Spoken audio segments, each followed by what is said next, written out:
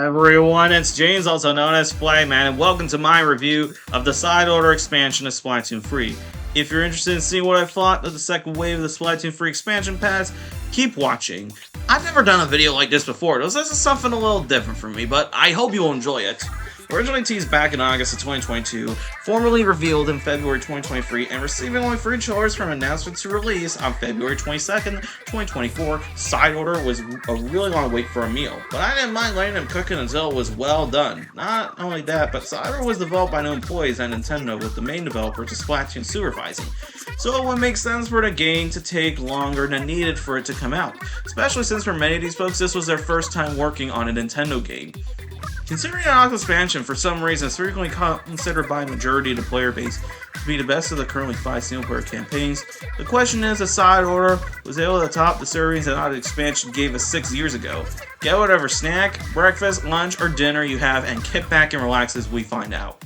This video is the third in a series of 4 videos covering the duration of Splatoon 3 from September 2023 to May of 2024, so if you haven't seen the first 2 episodes covering the 2023 Drizzle season, 2023 Chill season, I recommend you go check those 2 videos out either right now or at the end of this video.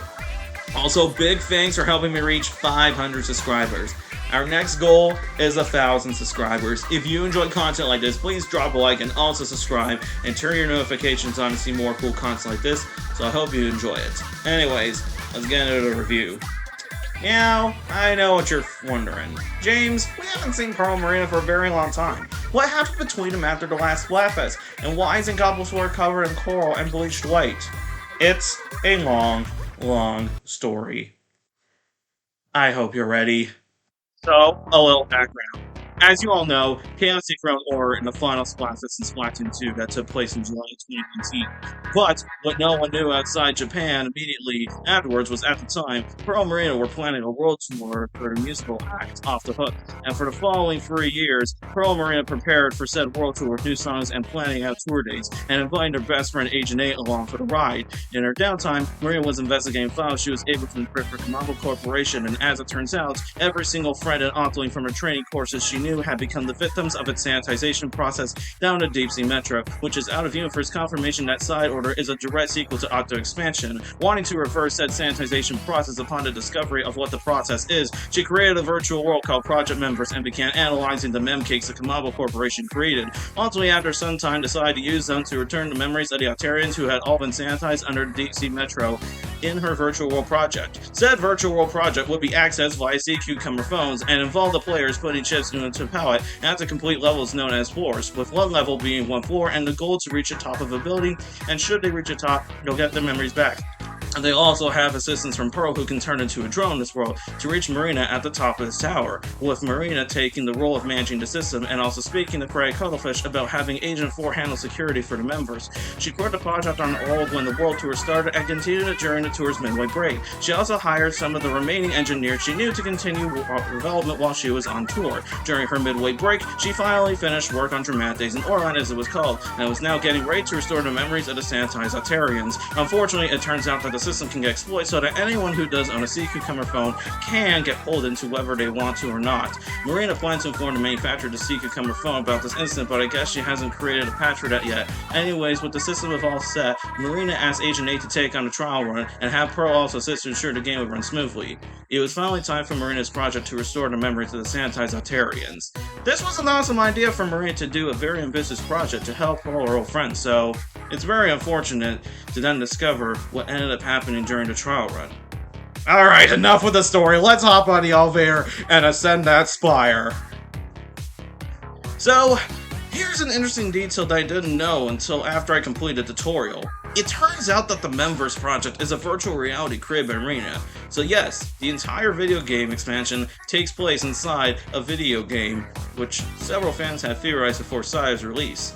Nintendo went great lengths to cover up this twist by not having Marina show up in pre-release promotional material, and that one as well as anyone would expect with the fanbase where he'd sit in that Marina either got kidnapped or turned into a goon, both of which would piss off the fanbase by having the story either be a retread of Octocanon or leave Agent as the only heroic Octoling in the series. So what happened to Marina? Dear viewer, you're about to find out. Elevator, going up. Story starts out with D-Cut giving a report about how apparently something has been going on in Goblin Square, the hub world for Splatoon 2. And no, Fry, it's not that everybody is moving to Splatsville. The inhabitants have started to lose energy and start mindlessly making the area dead. What could be causing this mysterious phenomenon? Well, we're in luck. A new train line is headed for Angopolis Square so that we can witness this firsthand. As we ride the train, we fall asleep, and would you look at that? The screen turned white. The focus shifts to Agent 8, who has woken up in the members, and as it turns out, Kuro is waiting for— How the hell did you turn into a drone? Anyway, at the region of Spire of Order, our heroes are greeted in the elevator by Octo Deadfish Mizuta, a sanitized Octling, and an old friend of Marina. They've been in the elevator by extension, the members, for as long as they can remember, and their hand was severely injured in a brutal attack. Thus, Octa has our mission control and teaches Agent 8 the ropes on how to climb the spire. The trio reach the top of the spire at the 10th floor. Damn it, Marina's being held hostage by something. After freeing Marina from that horrible goopy machine, a cloud of digital smoke shows up. Its name is Order, and it's bent on world domination. A world of perfect order. It kicks us out of the tower, and Marina is now able to turn Pearl back into normal. As it turns out, Order has seized control of the members. It's grown the spire from 10 to 30 floors, and if that's not bad enough, this virtual world that Marina created to undo the sanitization process now has been turned into a gateway for Order's diabolical scheme. By starting to lure people into the members via their sea cucumber forms or can now grayscale anyone desires, and it causes them to lose consciousness in the real world. With our next objective, traversing the spire of Order to rid Order from the members. It's all the story we need, but good glory, Marina! Stop beating yourself over creating the damn system. It's not your fault for the members who have had a coup d'etat, and I'm pretty sure you had good intentions for the software. So now we have to ascend the spire's 30 floors, but that's going to be made easy so it won't be like climbing Mount Everest. Depending on the amount of pearls you get with each run to spire, and I bet I'm not the only person who's misread this as prize because of the font, you can have Marina hack the system to give you permanent upgrades on your runs at the spire, and seeing what we're about to get ourselves into, you're going to need them. First off, our player hacks, such as extra lives, damage reduction, and additional armor slots. Second off, our random elements that allow you to be more likely to obtain a certain kind of color chip or reset the floors if you find choices too difficult. We also have drone hacks, allowing the Pearl drone to gain more slots and abilities, and several other unique abilities. You only have a view available to you when you start your run, and then as you get higher during your first run to Spire, you can unlock other cool hacks, such as being able to have more action commands for the Pearl drone. You can also turn these hacks off or on if you wish. Be creative, personalize your setup. Think about Sliders because since it's a roguelike, every single run is completely different. Each of the levels in Sidor is one floor that you enter and exit by the elevator. The elevator can only go up one floor at a time, so the goal is to pick a level these three present to you. Complete a level's objective, and then rinse and repeat. On the 10th, 20th, and 30th floors, you'll come across boss battles, but I'll get into that a little bit later. Each of these levels have different objectives to complete, but there will be enemies either to hamper your progress. And we are fighting against the Altarians again? Nah, we've done that 4 times already. That's old. Now we have to destroy the Gelatons spawning out of gushers or portals. And I don't think I'm the first person to notice that these fish do resemble some of the fish from Animal Crossing New Horizons, which, considering both the Animal Crossing Splatoon games share the same dev team, it wouldn't surprise me if this was deliberate. Within these levels is an objective and various levels of difficulty: easy, normal, hard, and rigorous, with you receiving membucks that can be used to reset floors or activate vending machines. The amount of membucks earned from a level depends on the difficulty. Marina and Oct wait out in the elevator at all times as Order is attempting to fight against Marina hacks, while somebody has to wait in the elevator since it heads back to the foyer if no one's inside. There are 5 different objectives in the level. These are destroying the portals, protecting the zones, sinking the infinity balls, escorting the turbine tower, and defeating fleeting foes. Some levels repeat themselves, however, throughout your runs, but with multiple objectives. Also, the infinity balls do not fall off the stage this time. I know folks out there who absolutely hated the 8 balls in Octo Expansion. I personally didn't find the 8 ball levels to be that terrible, as everyone who's played Octo Expansion makes them out to be. The other notable thing that you will be getting from these levels are the various color chips. There are 6 different colors of chips with each different abilities. Red chips increase your weapon's attack, purple chips include for your player weapon range. Orange chips increase the range of your shots and your paint coverage. Blue chips support the movement of your player. Yellow chips increase the drop item rates, and green chips will power up the pearl drone. By slotting multiple, up to 5 of those chips of a certain upgrade into your palette, you can upgrade the abilities you acquire via the chips. However, I would advise extreme caution if you buy multiple to main firing speed or to homing shots, as the former will deplete your paint tank quickly and the latter will prevent you from painting the grounds. But you can counter both of these if you put the ink saver main for the former and the main ink coverage for the latter. Some chips, however, can only be attained via certain palettes. For example, the Brawl cooldown and no launch Brawl chips can only be attained via Marina's palette. I think the one thing I like about these coaches is that they also have a pattern engraved in them, meaning that colorblind players can also see them, as well to make them more distinguishing in grayscale.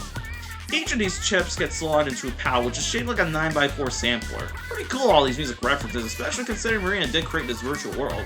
Each of these palettes are based on a major character in the Splatoon series, and each of them also has a weapon kit applied for each palette, corresponding to the 11 main weapon types in the Splatoon series. For example, Pearl's palette uses the dualies, while Marina's palette uses the umbrella. The sub and special weapons can also be swapped out at vending machines located inside the Spire.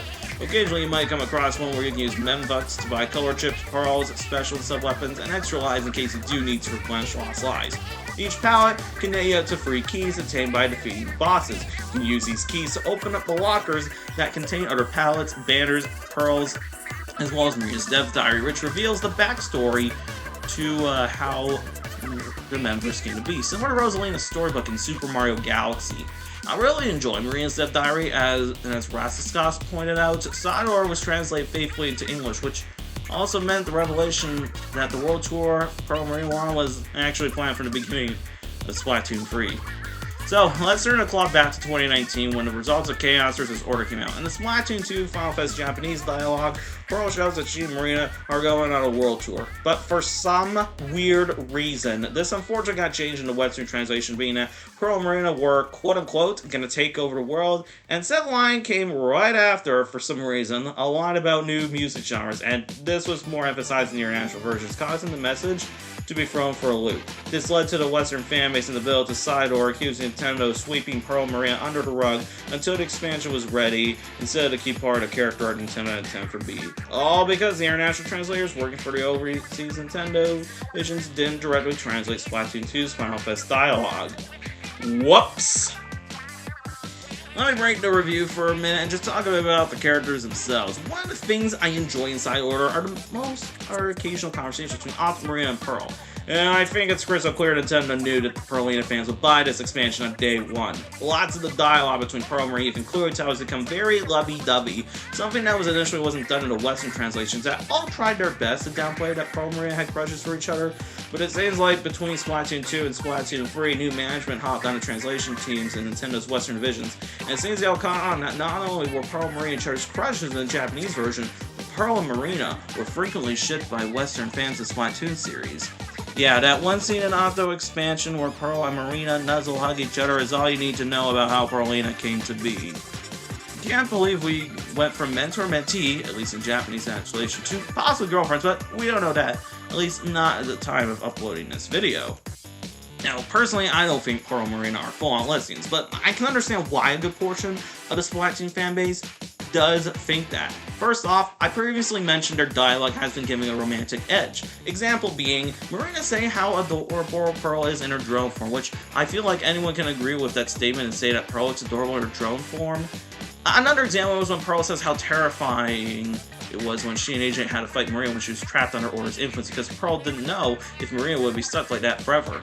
I could also use this for not only a romantic partner, but for any loved one, such as a family member or best friend getting seriously injured and worried that they would have to look permanently altered for life. Marina with the desktop image of Pearl, on the other hand, yeah, I can only say the other people having that image would be if they were big fans of Pearl and have that poster in their bedroom.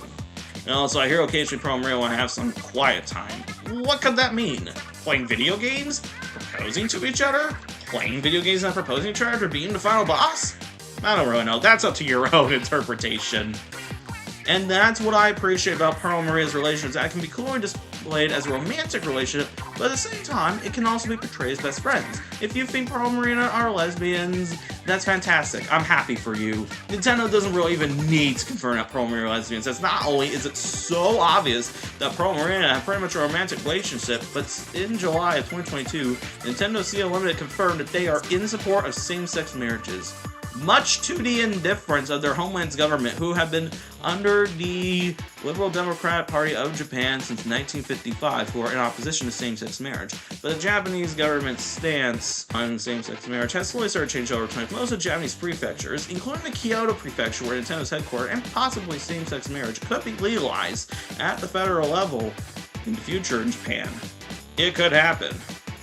Another thing I noticed that Octo, who originally went by she, her in Octo Expansion, now goes by they, them pronouns in the English version, and Boku in the Japanese version, which is a pronoun used by men, but in fiction it can refer to a tomboy or a gender non-conforming individual. I hear in some languages that Octo still uses gender pronouns, so if anyone living in Spain, France, Germany, Italy, Netherlands, Russia, China, Hong Kong, or Korea, let me know what they use to refer to Octo in their home country's languages of Spanish, French, German, Italian, Dutch, Russian, Mandarin, Cantonese, and Korean down in the comments.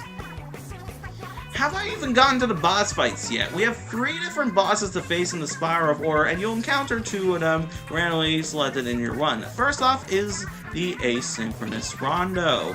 Things straight out of Portal, it rotates around and around. You must destroy the rings, but be careful, if you're caught in its spotlight, it will send stuff out to kill you. Stingrays, torpedoes, bombs, but if you destroy top ring, the fight can end very quickly.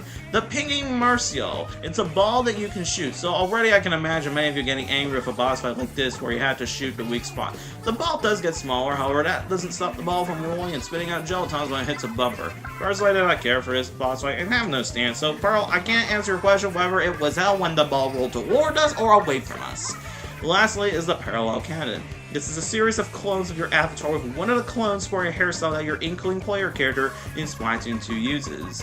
Agent 4 was confirmed to be hired by Maria to handle security members.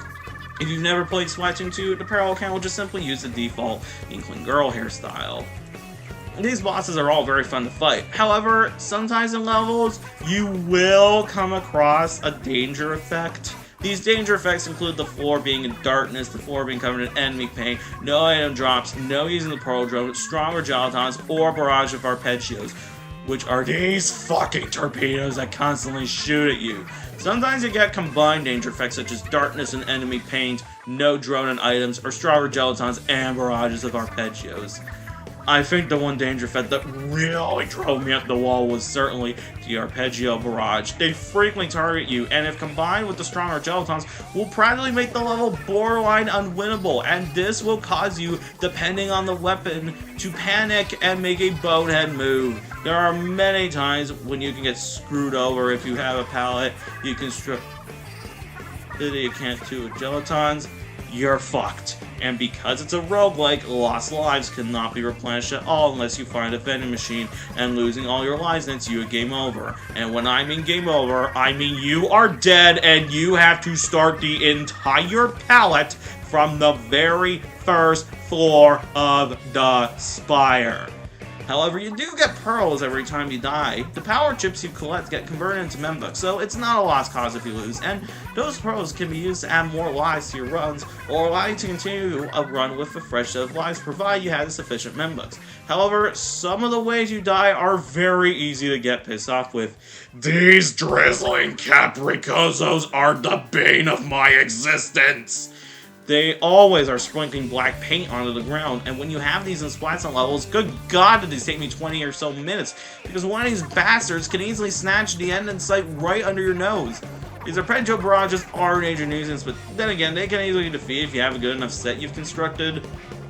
One more thing that I absolutely really hated was the rigorous level named Cruel Sisyphean 8-Shape 4, which is a Splatoon's level where you have to constantly move from each of the 2 zones. These took me 10 minutes most times, but it almost felt like forever.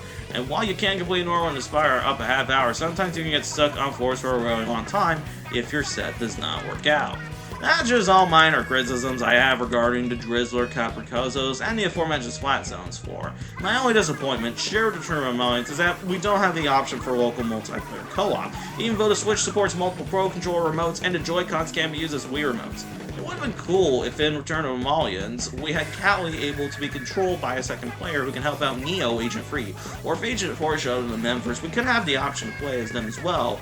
But when we ever do get a sequel to Splatoon 4, and expected that the earliest to come out in 2028, I hope local co-op is added into the hero mode. Alright, I really enjoy playing Side Order, and we also got some more in-game information. Particularly, we found out what happened to the Octarian world and when Marina Agent 8 deflected, particularly how the events end up leading to the creation of Order. Side Order themes is the balance between chaos and order. While a world of order is very comforting, it is not worth living in, and largely changes our heart, and if it forces people to give something up, it can cause negative consequences.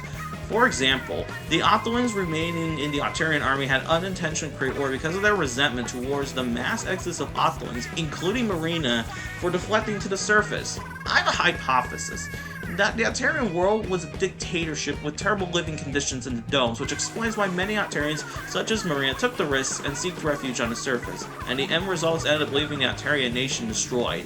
I had a hypothesis. These Octolings who assisted Marina on developing dramatic days in Orderland wanted some way for things to revert back to the time before the mass exodus, particularly the stability of the Octarian country, and in turn, order was created to fulfill the dreams for a perfect world of order. The balance between chaos and order is something that also gets touched upon by the final boss fight. And, alright, considering I'm about to reveal what happens if you reach floor 3 for the first time, I'll give you a moment now and advise if you haven't touched Sire yet or bought the Splatoon free expansion pass, skip here if you don't want to be spoiled. Alright, so when you get to the 30th floor on your first attempt, you come across Order. The gang explains that a perfect world of order is just as terrible as a constantly changing world. Order, seeing the creators of it have turned against it, turns into the giant octopus known as Overorder. The first 3 phases have you destroy the portals, each phase having more portals than the last. During these phases, they'll shoot stingrays, spawn swarms of gelatons, fire super chumps and resliders, and also slam its tentacles on you. Just when you think the boss is defeated, oh no! Order is getting its mass grayscaling process, and Marina and Octo are desperate trying hard to work against it, but they fail to stop it in time. Agent 8 has been knocked out, and it's the end of the world as we know it. Just kidding! You resuscitate Agent 8 by pressing ZR repeatedly on the screen, and suddenly the boss fight continues. Marina and Octo hype you up with their music, and now you must fight Order, but somehow your entire palette has lost its chips. Don't worry, they're inside those 6 portals, and you just have to splat them to get your color chips back, and holy cow! These things are oversaturated to the point that their effects are heavily amplified. Destroying those portals gives you all those powerful color chips, and also a neat little Easter egg. They played a chorus of Ebb and Flow off the Hook's signature song when you activate the pause menu. After collecting the color chips from the 6 portals, the color whale is activated. All there's left to do is press the R stick and let Pearl shriek to her heart's content, and Overlord is destroyed.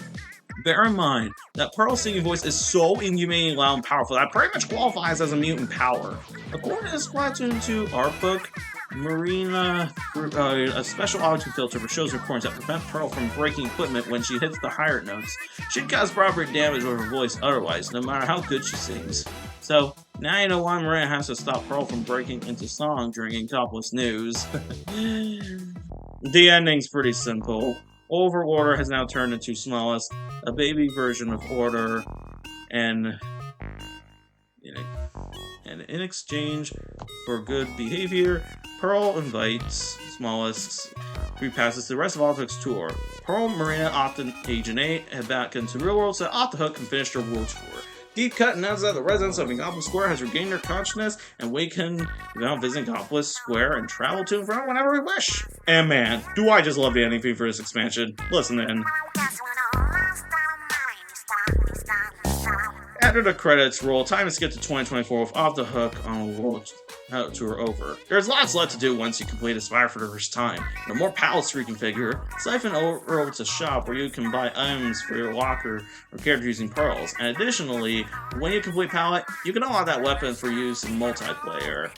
And that was Side Order. That was more of a main course of a single player campaign. I'm gonna be honest and say that this was way better than Octo Expansion. With using a roguelike game style to make the game more harder and easier to your liking, the randomness of each run, the levels of objectives themselves, and it didn't drag out very long, it was too short. The life was perfect. Additionally, bringing Maria's death diary was nice and great to give us more background that was built upon Octo Expansion, since Side Order is a direct sequel to it, and improved a lot of issues that were present in the Octo Expansion. The difficulty in having to customize by hacks, no nasty payments as in that forces you to grind, and the expansion is entirely new experience, unlike Octo Expansion, which is literally just the Legends of Breath of the Wild as a sadomasochism test, and no fun, plus unused concepts from Octo Canyon. Don't be fooled by the internet. Octo Expansion isn't really as great as older Splatoon players make it out to be, as they just blind themselves with Splatoon nostalgia and declare anything in Splatoon 3 to be shit. For me, and many other folks, Side Order was excellent, and I'd love a second helping of it, because the amazement I had with the action from there was from start to beginning. Unlike Octo Expansion, where the finale was the amazement. Alright, time to get out of the Order Scepter and back into Splatoon 3. The fresh season is slowly approaching, and I think we're going to have an awesome time. With Side Order now out and off the back, I think this game will get a second revival and bring in new folks. I'm more than optimistic for this game's future, wherever it will go. Well, that's all the time we got for this video. Thank you for watching this retrospect, and if you enjoy this Splatoon content like this, please subscribe and click on the bell to get notified about any future videos. And also, if you feel like it, comment down below what your favorite moment of Side Order was, and I'll catch you guys in the next episode. See you next time!